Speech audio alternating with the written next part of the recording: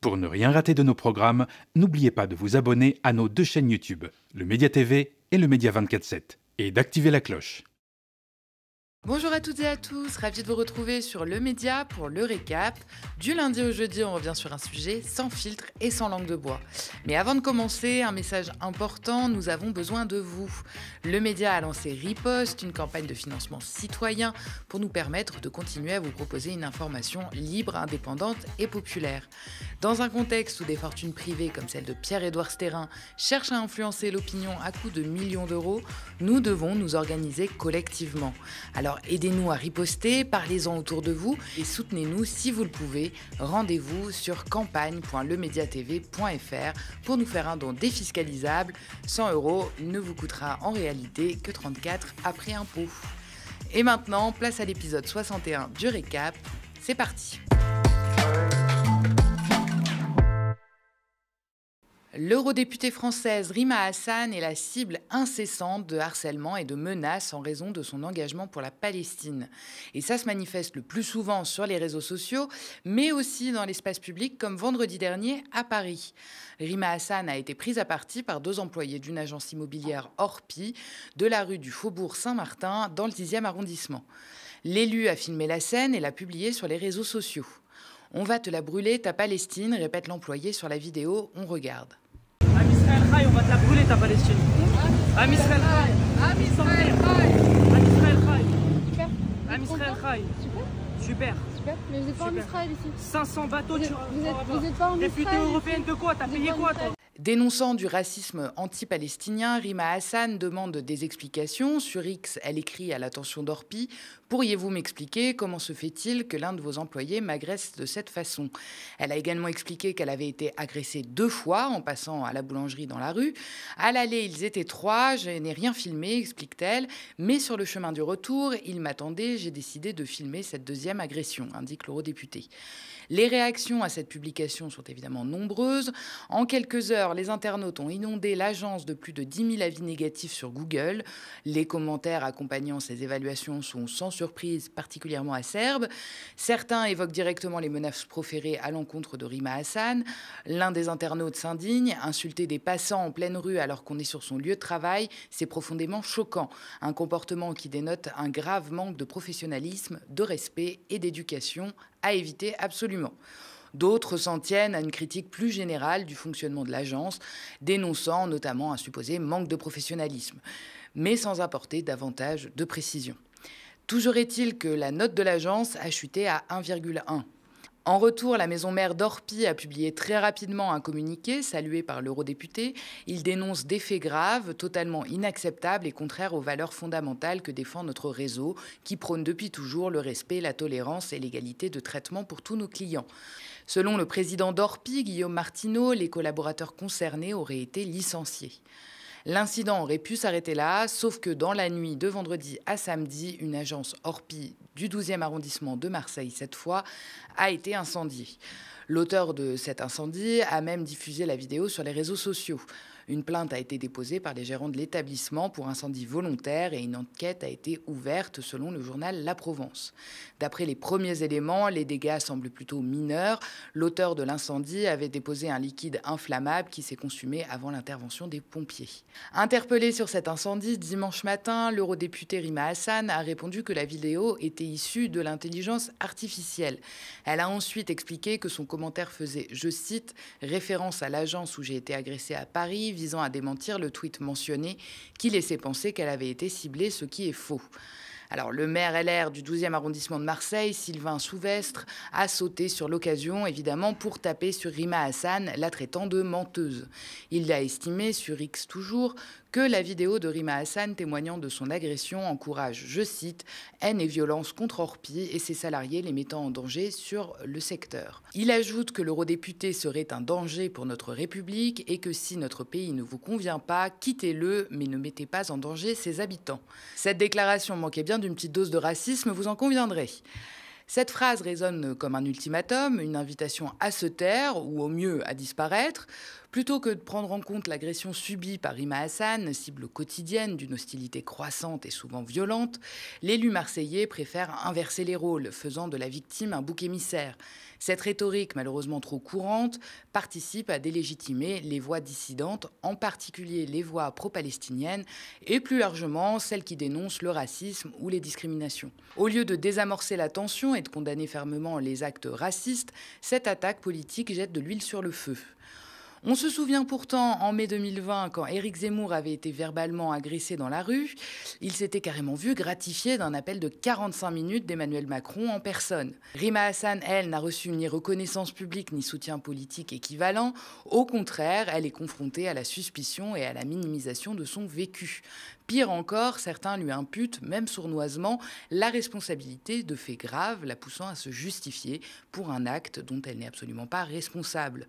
Deux poids, deux mesures, comme toujours. L'élu marseillais n'est évidemment pas le seul à capitaliser sur l'incendie pour s'en prendre à Rima Hassan et faire de la récupération politique. Il y a par exemple Valérie Boyer, sénatrice LR des Bouches-du-Rhône, qui lui emboîte le pas.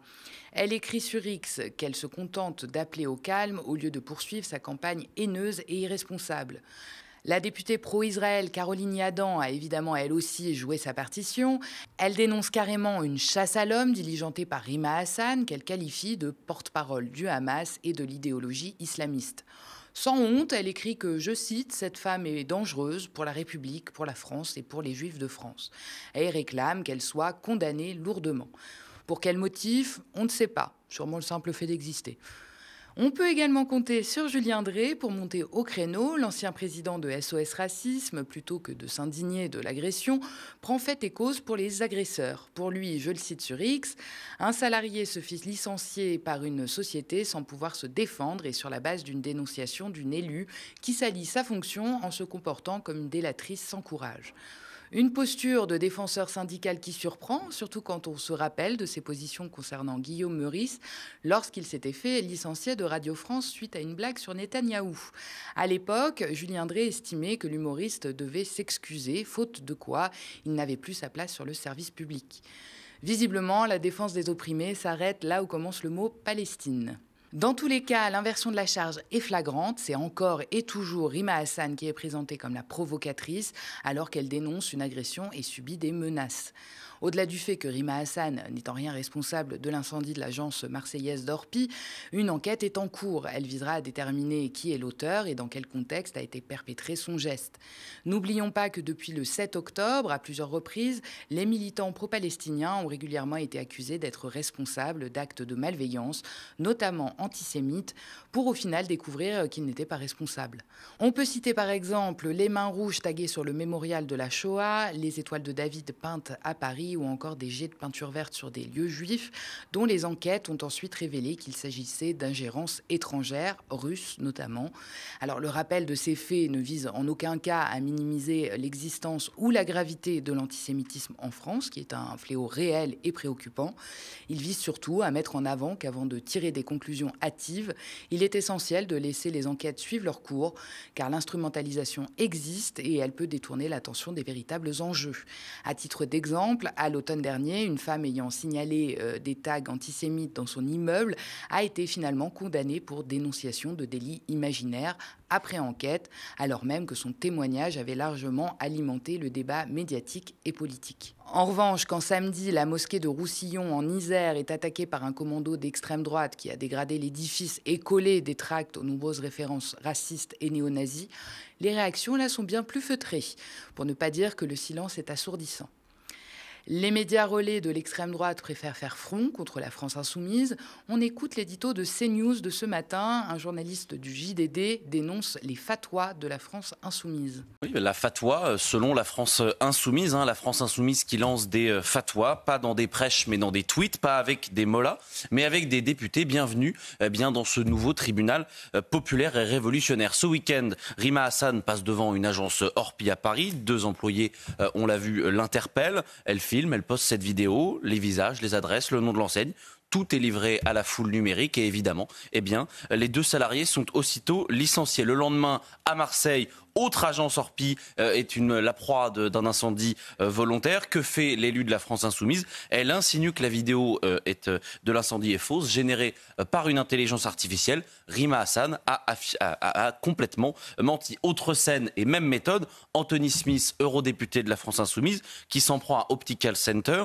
Motif, l'entreprise aurait offert des lunettes à l'armée israélienne. Là encore, l'alerte est donnée. Le nom du dirigeant, l'entreprise est visée. Le boycott est encouragé. Une véritable mise à mort commerciale. On commence à connaître la méthode, puisqu'elle est érodée, mais les résultats sont terribles. Licenciements, menaces, vies brisées. Et tout cela, c'est le pire dans cette affaire, c'est que ça ne vient pas d'inconnus, ça vient d'élus de la nation, de la République qui donnent le signal et qui lancent donc des fatwas. Dans son analyse de comptoir, le journaliste du JDD fait référence au boycott d'Optical Center, relayé notamment par l'eurodéputé LFI Anthony Smith. Cette dynamique fait suite aux révélations de l'association Euro-Palestine qui a dénoncé le soutien de l'entreprise à l'armée génocidaire israélienne en lui fournissant des lunettes et des lentilles gratuitement. On regarde le sujet d'Agi+. Les lunettes, qu'on voit bien les enfants, parce qu'on aimerait bien voir comment les Israéliens ciblent les enfants.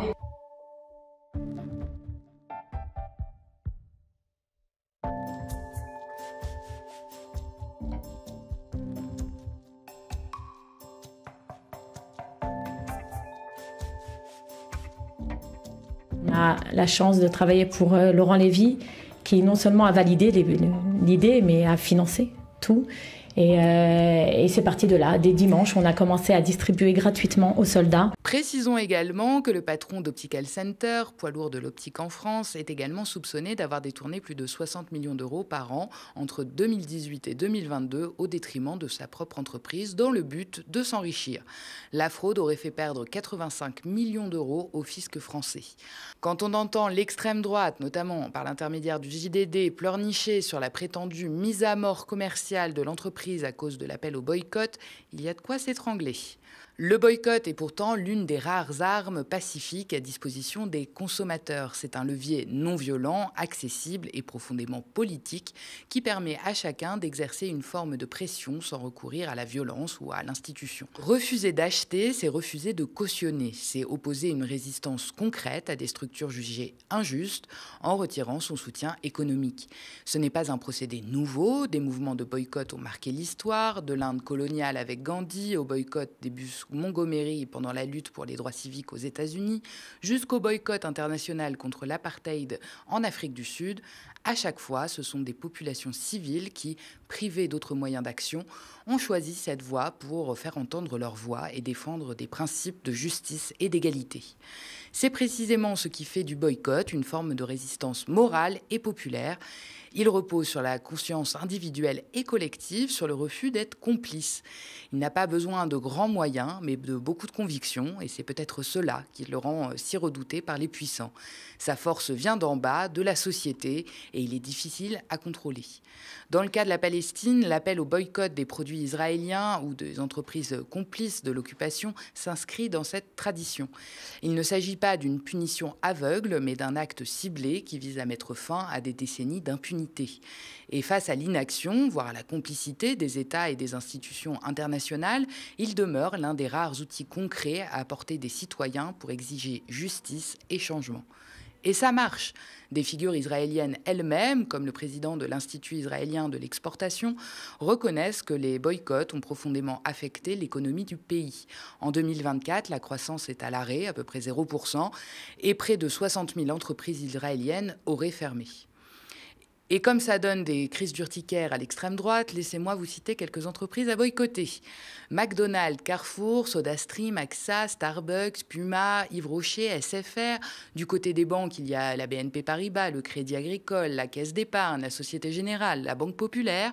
Presque toutes, en fait, quelle surprise.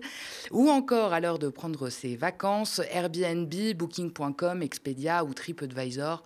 Et pour en savoir plus sur les campagnes de boycott, je vous invite à consulter le site bdsfrance.org. Vous retrouverez toutes les informations nécessaires. Dans un contexte où l'espace public devient de plus en plus hostile aux voix dissidentes, où l'indignation est criminalisée et où les combats pour la justice sont systématiquement déformés ou disqualifiés, il est essentiel de rester lucide et solidaire. Ce n'est pas une opinion d'être contre l'injustice, ce n'est pas un extrémisme de demander des comptes, et ce n'est pas un crime d'exiger l'égalité, la liberté ou encore le respect des droits fondamentaux. Ce qu'on voit aujourd'hui, ce sont des tentatives de détourner l'attention, d'inverser les rôles, de faire passer les victimes pour les coupables. C'est une stratégie ancienne, mais elle ne tient que si nous restons silencieux. Alors non, nous ne resterons pas silencieux face aux agressions, face aux discriminations, face aux injustices, car la parole, l'engagement, la solidarité restent nos outils les plus puissants. Et parfois, refuser de détourner les yeux est déjà, en soi, un acte de résistance. Rien n'est plus dangereux pour ceux qui dominent que des citoyens qui s'organisent, qui s'informent et qui agissent ensemble. C'est ce qu'ils tentent d'éteindre, c'est une prise de conscience et c'est précisément pour cela qu'il faut l'amplifier. On poursuit avec le reste de l'actualité politique et la réforme de l'audiovisuel public de Rachida Dati qui fait beaucoup de bruit en ce moment. Un projet très controversé arrive devant l'Assemblée nationale. La ministre de la Culture, Rachida Dati, défend à partir de ce lundi sa réforme de l'audiovisuel public. Elle prévoit de créer une holding exécutive, France Média, qui chapeauterait France Télévisions, Radio France et l'INA, sous l'autorité d'un même PDG. Il nous faut un chef d'orchestre, sortir des fonctionnements en silo, avoir des stratégies très claires, réellement unifiées, avec un PDG unique. Une stratégie cohérente et coordonnée. Cette réforme a été repoussée à plusieurs reprises, mais Rachida Dati s'y accroche. Elle la justifie par la nécessité de faire des économies, un argument critiqué par la gauche. Les syndicats de l'audiovisuel public craignent une fusion dans le but de faire des économies et de contrôler l'audiovisuel public. Ils dénoncent un texte extrêmement dangereux pour l'avenir des salariés et l'indépendance de l'information. Une grève illimitée a été lancée à Radio France jeudi. France Télévisions et l'INA appellent également à la grève à partir de ce lundi. Toujours dans le reste de l'actualité politique, la loi Duplon est débattue aujourd'hui en commission mixte paritaire. Réintroduction de pesticides, hausse des tailles d'élevage, stockage de l'eau, la proposition de loi dite Duplon, visant à lever les contraintes à l'exercice du métier d'agriculteur, doit être examinée ce lundi en commission mixte paritaire.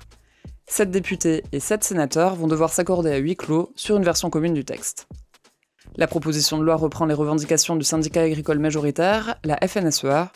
La gauche et les associations y voient un danger pour l'environnement et la santé publique, mais le texte n'a jamais été débattu en séance publique à l'Assemblée nationale.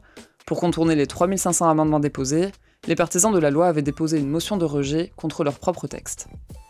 La version adoptée au Sénat en janvier a donc été directement envoyée en commission mixte paritaire, et sur les 14 élus qui la composent, 10 sont favorables au texte. Dans un communiqué publié vendredi, la Ligue contre le cancer dénonce un recul majeur pour la santé publique. On termine avec l'actualité internationale et la mobilisation contre le gouvernement en Serbie. C'est l'une des manifestations les plus importantes depuis le début de la mobilisation antigouvernementale en Serbie. Des milliers de personnes ont manifesté cette nuit dans les rues de Belgrade, la capitale, pour demander des élections anticipées. La veille, 140 000 personnes s'étaient déjà rassemblées. Le mouvement antigouvernemental a débuté il y a maintenant 6 mois, avec l'effondrement du toit de la gare de la ville de Novi Sad, qui a provoqué la mort de 16 personnes. La catastrophe a été attribuée à la corruption généralisée dans le pays. La gare venait tout juste d'être rénovée, et le chantier avait été confié à 2 géants chinois dans des conditions opaques pour la somme de 65 millions d'euros. Les étudiants avaient alors organisé des manifestations pour réclamer la publication du contrat de rénovation et demander des comptes au gouvernement. Depuis, le président serbe Aleksandar Vučić s'est séparé du chef du gouvernement et de certains ministres, mais les manifestants demandent l'organisation d'élections anticipées. Cette nuit, des heurts ont éclaté entre la police et les manifestants. Ces derniers réclamaient la libération de 77 personnes, arrêtées la veille par les forces de l'ordre. Merci d'avoir regardé cette nouvelle édition du Récap. N'hésitez pas à nous laisser vos impressions en commentaire si vous nous regardez sur YouTube ou via email si vous nous regardez à la télé. Et n'oubliez pas, les milliardaires financent la haine. Le média lance Riposte, une campagne de financement citoyenne pour riposter sur les réseaux sociaux et la TNT francilienne. Parlez-en autour de vous et rejoignez la lutte sur campagne.lemediatv.fr. Et abonnez-vous aussi à nos 2 chaînes YouTube, le Média TV et le Média 24/7, pour ne rien rater de nos programmes. Très bonne soirée sur le Média.